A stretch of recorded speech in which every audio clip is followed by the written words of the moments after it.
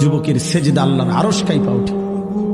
নওজোয়ান সেজদা দিলে আল্লাহ আরশ আজিম থেকে বলে, যুবক তুই আমারে সেজদা দিলি, যা ওয়াদা দিলাম হাসরের ময়দান আমি তোরে আমার আরশের ছায়া দেব।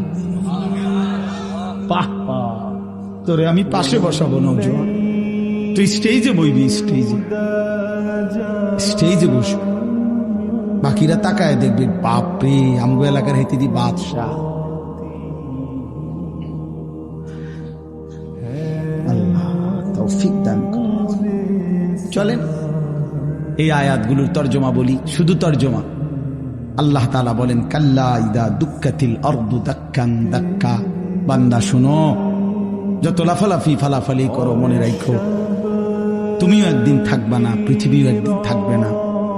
এই গোটা জমিন আমি আল্লাহ তাআলা চূর্ণ বিচূর্ণ করে ফেলব, সব শেষ করে ফেলবো। আসমান জমিন চন্দ্র সূর্য সব শেষ করে ফেলবো। হাসরের মাঠ কায়েম হবে। ওয়া রাব্বুক, আর তোমার রব, সমস্ত মানুষ দাঁড়িয়ে থাকবে হাসরের মাঠে। তোমার রব আল্লাহ হাসরের মাঠে আগমন করবেন। ওয়াল মালাকু সাফফান সাফফা, কোটি কোটি ফেরেশতা হাসরের ময়দানে সারিবদ্ধভাবে দাঁড়াবে।